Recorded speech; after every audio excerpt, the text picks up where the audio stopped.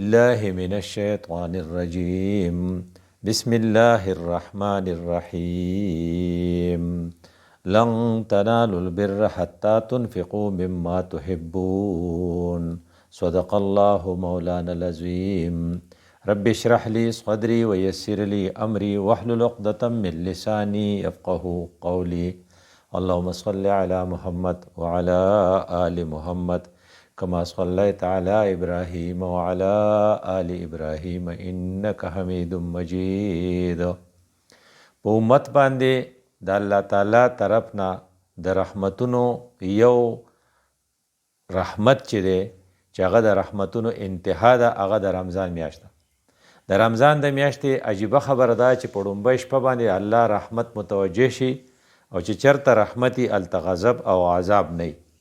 او بیا د روایتو نه پته لګي چې په آخري شپه یعنی 29 او 30 په منځ کې یا 28 او د 29 په منځ کې چې کوم آخري شپه د رمضان په دې موقع باندې الله تعالی ټول خلق معاف کړي. خو بعضې بدقسمت دي چې هغه د رمضان په میاشت کې د معافۍ مستحق نه او هغې د رمضان د میاشتې نه فایده وانه لي. دا هغه سپېره دي چې هغې ته یو طرف ته جبریل امین خیرې کړي دي چې تباه دي شي هغه خلق،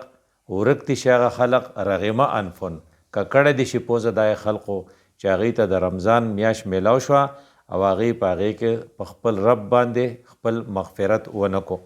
وایي چې دا بدقسمته خلق هغه دی چې دی که صحابي مي او لیلة القدر ورته میلاو شي خو چې دا څلور خبرې په چا کې وي نو دا سړی الله بخي نه دته مغفرت نه میلاویږي. وی د دې بدقسمته ړومبنۍ نښه دا ده چې دی به عاق الوالدین د خپل مور پلار رړه به یې دومره سوی چې الله تعالی دی نه معاف کوي. او هغه صحابي چې هغه سا خطو د زنکدن وخیو او رسول الله صلی الله علیه وسلم ورته په خپله ولاړو خو چې تر څو پورې مور نو معاف کړی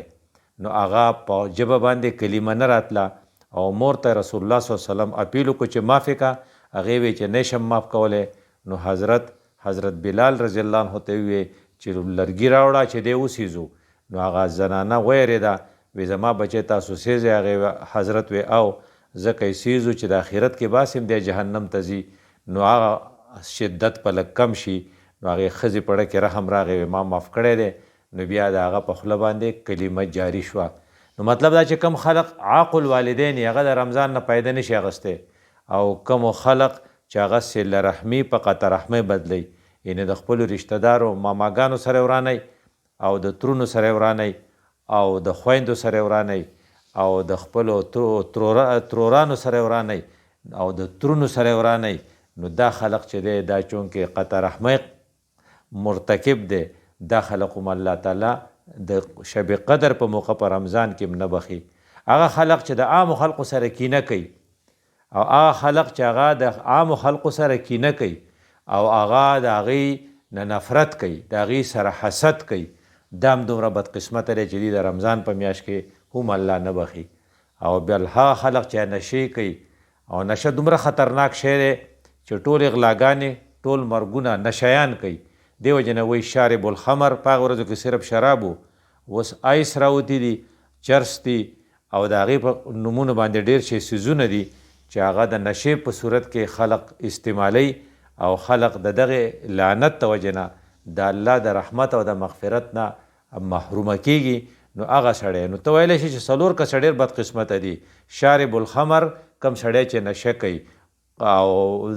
کم سړی چې هغه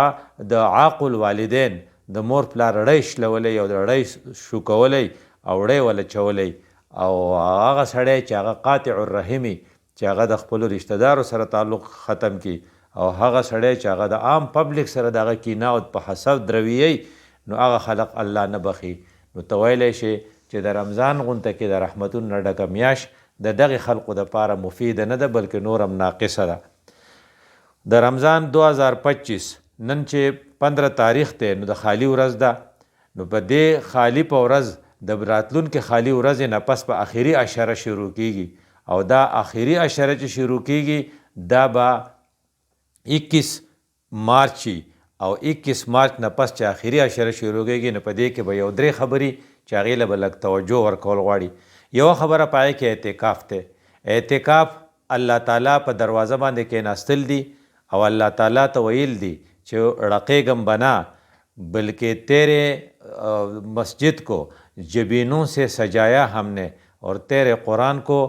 सीने से लगाया हमने قرآن به د سینې سره لګولی او سجدې به کوي او د هغې نه به زینه ځکه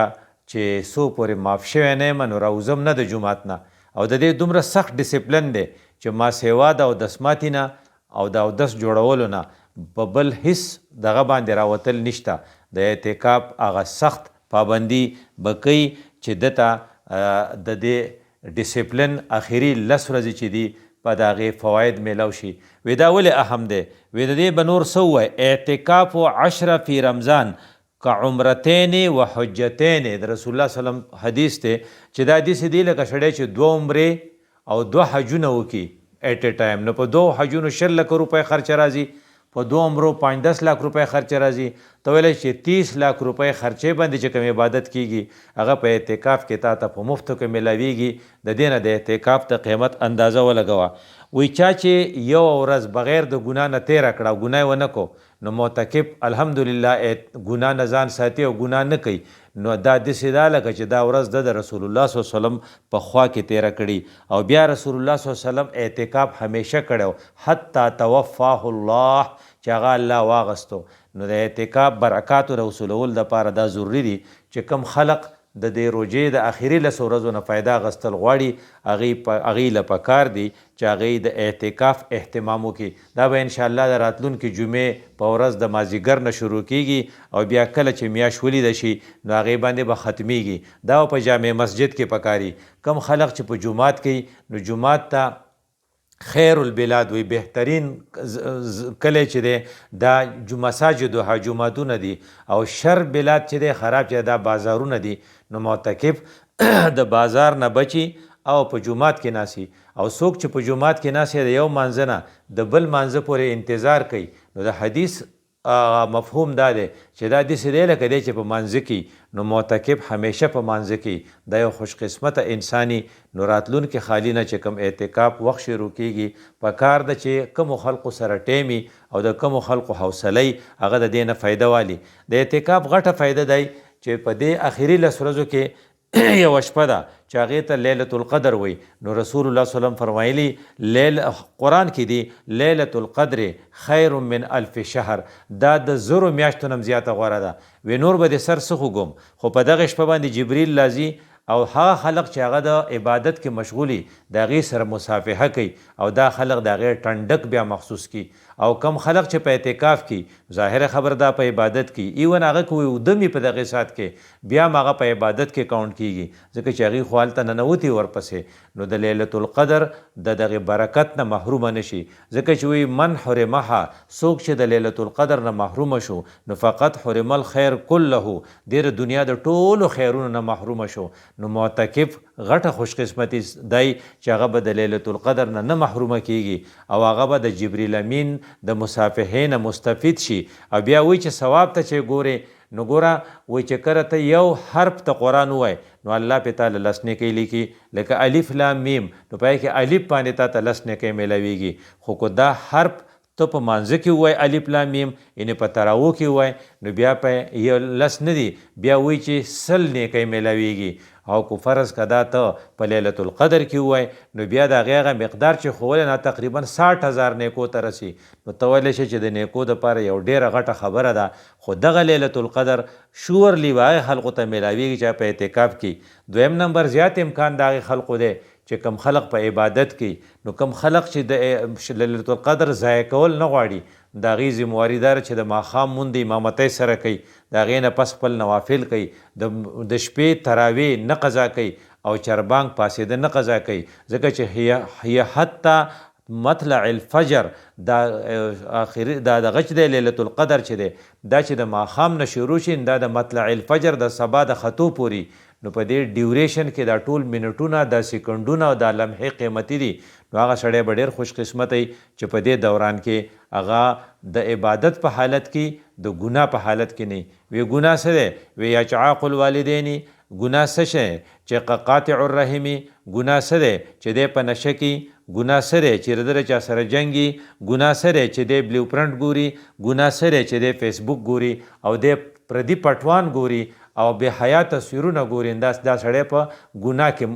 مبتلا دی. کم خلق چې په بازارونو کې خپل وخت ضایع کوي، کم خلق چې ټوله شپه ګرځي، دی د لیلة القدر د هغې برکت نه محرومه شي. د دې وجې نه د موجوده دور زموږ د دې موجوده زمانې د زنانو غټ ګیله دا ده چې نارینه ټوله شپه په بازارونو کې ګرځي او ټوله ورځ ودی بیا. نو د دې وجې نه د کور ټول کارونه د زنانو په ذمه وي. نو که چېرته اکسیډنټ وشي او وړوکی د بلۍ نه راتاو شي، نو زنانه غریبه یوازې اسپتال ته په منډه روانه وي. که ته ترې تپوس وکړې چې نارینه وایي بېګا ټوله شپه چېرته نه او بیا د پېشمني نه پس د شی اوس نه پاسي. دا بدقسمته خلق دی. نو لیلة القدر د حصول دپاره د ټولو نه اسانه طریقه چې د اعتکاف دی او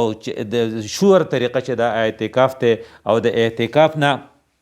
علاوه چې یو سړی اعتکاف کې نشي کېناستی، نو بیا دا ده چې د ماښام نه تر چربانګه پورې الرټي او قیمتي وختونه د دې سړي نه ضایع نشي. د اسلام یو زبردست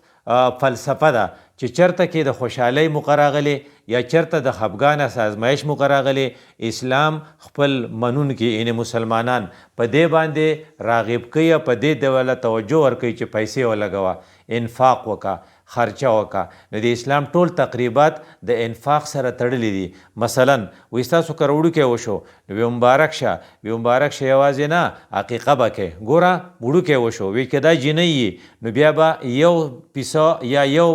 چیلی لالی، او که فرض که دا لکي نو بیا به 2 چیلی لالی. نو انفاق د ماشوم د کېدو سره یې وتاړو. وی ما وله واده کوم، وی چې واده کې نو وی ولیمه به کې، نو د واده سره ولیمه وتړله. نو وی ما نه غلطي شوي وه، غلطه خبره مې کړې وه، قسم وی قسم مات کا، خو بیا به 10 مسکینانو له خوراک ورکې، بیا یې د انفاق سره وتاړو. وی ر طلاق څه خبره راغلې وه، وی چې ر طلاق د خبرې چې هغې ته چې یي نو هغې دپاره یې ورته وویل چې یاره که فرض که ته دا قسم له الفاظ تا د خولې نه ختلي چې انت که زهر امي، نو بیا به ته دومره مسکینانو له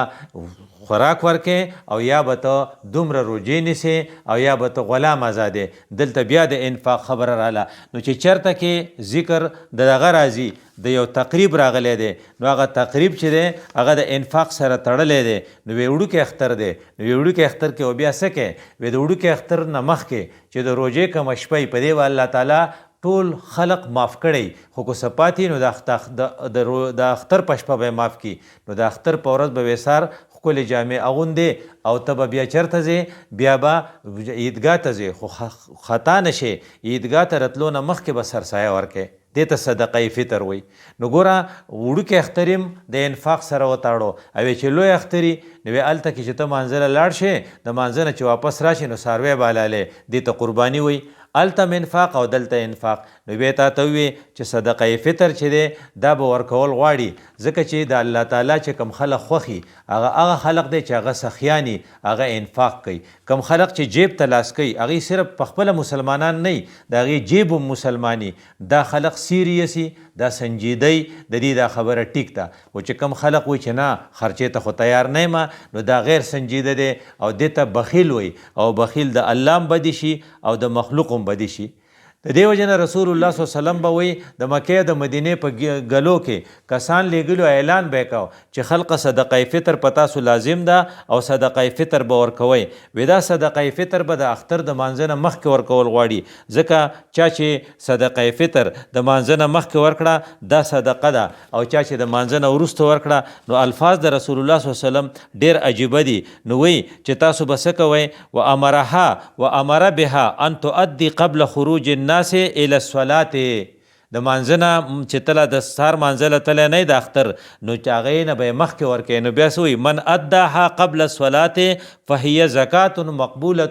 چا چې د مانځه نه مخکې ورکړه نو دا بیا زکات مقبوله دی. خو من اداها بعد الصلاه فهي صدقه من صدقات. بیا سمپل صدقه شوه چې د مانځه نه پسې ورکوي. نو کوشش به کوې چې ته اختر مانځه له ځې چې د هغې نه مخکې صدقه فطر وکړې. وی دا صدقه فطر څه دی؟ وی دا په مانځه کې چې ته کله خطا شې نو بیا سجده سهو کې. نو دا د روجو د خطایي یو قسم له سجده سهو ده. من اللغو والرفث کو فرض که ستا د خولې نه سدي څه غلطه خبره ختلی یا د روجې مناسب حرکت نه وته د هغه نامناسب حرکت کړی نو ته به بیا صدقه فطر وکړې نو هغه به پې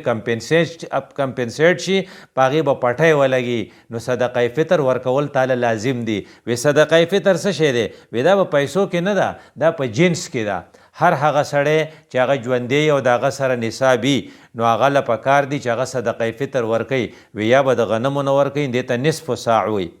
او یا به د وربشو نه ورکوي دې ته فل ساع وي یا به د کجوري نه ورکوي نو دا به هم ساعي او چې دا یا به د وسکو نه ورکوي نو دا به ورکول غواړي نو یا به د دې قیمت په بیا کوي. نو په هر علاقه کې ردې خپل یو قیمت جوړیږي نو ته به دغه تپوس وکې د غنمو تپوس وکې چېرې د غنمو صدقه فطر چې زه ورکوم او د دې سوره جوړیږي نو په پاکستان کې د دې مختلف ریټونه ښوولي دي. نو یو ریټ دا دی چې د غنمو په حساب باندې پکار ده الخدمت والو چې کوم لیست جاری کړی دی نو 300 روپۍ به ورکې کو د وربشو په حساب ورکې نو بیا به 600 روپۍ ورکې د یو کس په سر. که د کجورو په حساب ورکې نو بیا به 2000 روپۍ د یو کس په سر ورکې او که د وسکو په حساب ورکې نو بیا به 4400. په بونیر کې چې کوم عالم د مولانا نورالامین صاحب کوم لیست جاری کړی دی د هغې په حساب باندې غنم کو ورکې نو 200 روپۍ به ورکې.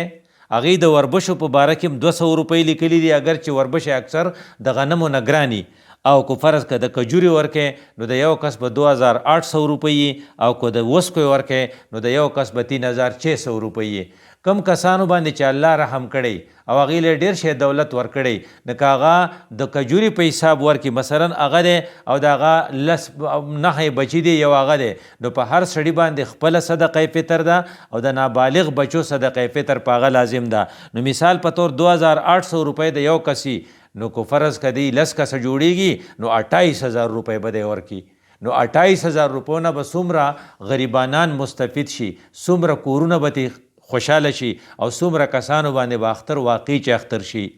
خو که فرض که دغه حساب د غنمو په حساب ورکي نو د به 300 روپۍ یو کس ورکړي نو 3000 روپۍ به ورکړي نو په 28000 په 3000 روپو کې ډېر لوی فرق دی. نو چاله چې وي الله ډېر زیات دولت ورکړی او هغه خوشحالی نو هغه له پکار دی چې یا د کجوري په حساب باندې صدقه فطر ورکي او یا دغه په حساب باندې د وسکې په حساب باندې صدقه فطر ورکي. وی الله تعالی له چې ته څومره ورکې الله تعالی دومره تا نه خوشحالیږي. کومو خلقو چې ورځ موندلې ده نو قرآن کې وی لن تنالوا البر حتی تنفقوا مما تحبون. نو دا آیات چې نازل شو نو د دې په نازلېدو سره نو یو صحابي چې واورېدو نو هغه وی ریشه د هغې صحابي نوم ابو طلحه نو هغه وی جي چې الله وی چې ستا کوم شی خوښ یې هغه ورکوي نو زما یو باغ دی بیروخا نومې دی او هغه دومره قیمتي باغ دی زما ډېر خوښ دی زه یې خیراتي ورکوم. چې کله هغه خیراتي ورکوه رسول الله صلی الله علیه وسلم ته چلو خو چې په خپلو رشته دارو یې تقسیم کا وی دومره قیمتي باغ چې په هغې کې چې د کم کس حصه رسېدلې و حسان رضی الله عنه هغه بیا په امیر معاویه رضی الله عنه په 6 لکه درهمه باندې خرڅ کړی نو 6 لکه درهمه د هغې یو لږې حصې قیمت په هغې زمانه کې درهم هغه روپۍ ده چې یا د سرو به یا د سپینو به وه زموږ په شان د کاغذونو روپۍ نه وه. دې نه پته لګي چې صحابو چې ورځ موندلې ده نو د قرآن د دې آیات د وجې نه یې موندلې ده چې په هغې باندې هغې یکدم اپیل قبول کړی دی او هغه کار یې کړی. یو بل صحابي دی د هغه نوم ابو دحداح دی او هغه چې کله واورېده د آیات من ذا الذي يقرض الله قرضا حسنا خدای له به قرض ورکوي نو هغه وی ریشه خدای قرض غواړي هغه وی او خدای په قرض غواړي نو هغه په منډه باندې لاړو او خپل قیمتي باغ یو چې په هغې کې تقریبا 600 د کجورو ونې وې خپل ټبر ته یې ویې د دحداح مورې راوځه دا ما الله له ورکړی دی. د دې وجې نه هغې ورځ موندلې وه. عثمان رضی الله تعالی عنه چې کله دا واورېدل چې رسول الله اپیل کوي د څه شي په جنګ تبوک کې د چندې نو عثمان رضی الله عنه 300 وخان لدے ہوئے چې په هغې باندې د خوراک سامان پروتو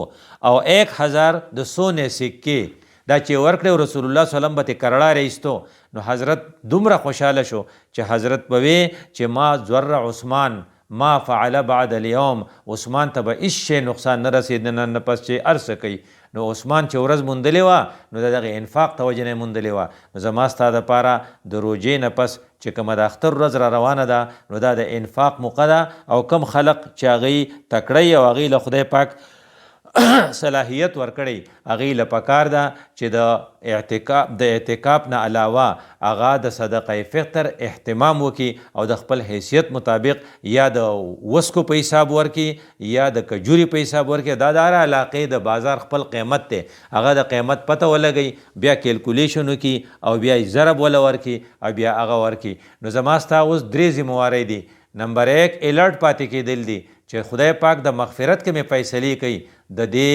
اخري 10 ورځې 10 چې ورته وایي عتق من النار چې په دې کې چېرته موږ شاته پاتې نه شو د هغې دپاره د ټولو نه اسان کار چې د ماښام نه واره د سهاره پورې دا ټایم زموږ په فضولیاتو کې ونه لګي د هغې نه لږ ګران کار چې موږ د اعتکاف نیت وکړو په اعتکاف کې کینو او د هغې نه یو بل کار چې په هغې موقع باندې چې اختر چې کوم را رواني نو د هغې نه مخکې شب قدر چېرته شب قدر مس نه کړو د شب قدر د مس کېدو دپاره چې کوم 4 کرایټیریا رسول الله صلی الله موږ ته ښوولي نو که زموږ والدین زموږ نه خفی نو چې د وس نه پسې ولګو او په څه طریقه یې رضا کړو څنګه چې هغه صحابي هغه مور رضا شوه نو چې تر څو پورې نه رضا شوي نو خدای مغفرت نه کوي نو الله وایي دی مناو که نو زه به مناو شم نو خپل مور پلار خوشحالول دویم دا چې د خپلو رشته دارانو سره کو قطع تعلق شوی خپلې خویندې او خپلې ترورانې موږ په کور بند کړي نو چې په خپله پسې لاړ شو او په کور یې ازادي کو او معافي ترې وغواړو د رشته دارو تعلق او کومو خلقو سره زموږ کینه ده او حسد دی او هغه هم بدي شي او یا د هغو موږ بدي شو نو د هغو نه معافي وغواړو چې روغه وکړو چې الله را سره روغه وکړي او که نعوذ بالله موږ د شرابو یا د ایسو اډکټ یو نو چې اراده وکړو چې دا پریدو د دې نه توبه کړو نو بیا به موږ د لیلة القدر نه فایده اخیستی شو وایي چې دغه د روژې د ختمېدو نه پس چې کوم دا قسم له خلق چې دی توبه ایستلي او بیا د اختر مانځله لاړ شي نو یا الله سره د علم نه د فرشتو نه تپوس کوي چې دی څه کوي نو فرشتې ورته وایي چې دی مونځونه کړي دي او دی روژې نیولې دي او دی اعتکافونه هم کړي دي او دی تلاوتونه هم کړي دي او اوس عیدګاه ته راغلي دي ستا نه معافي غواړي نو الله ورته وایي چې دی ته ووایه چې قومو مغفورا لکم زه اوس ما معاف کړي نو چې الله تعالی موږ په هغې ګروپ کې شامل کړي کومو کسانو ته چې مغفورا لکم سرټیفیکیټ میلاو شو دې کسانو په حقیقت کې اختر دی اختر صرف ډزو ته نه وایي او اختر صرف چرګانو ته نه وایي او اختر صرف ښکلو جامو ته نه وایي بلکې اختر دې ته وایي چې تا ته قومو مغفورا لکم سرټیفیکیټ میلاو شي الله دې موږ ټولو له په دې د عمل توفیق راکړي اقول قولي هذا استغفر الله لي ولكم ولسائر المسلمين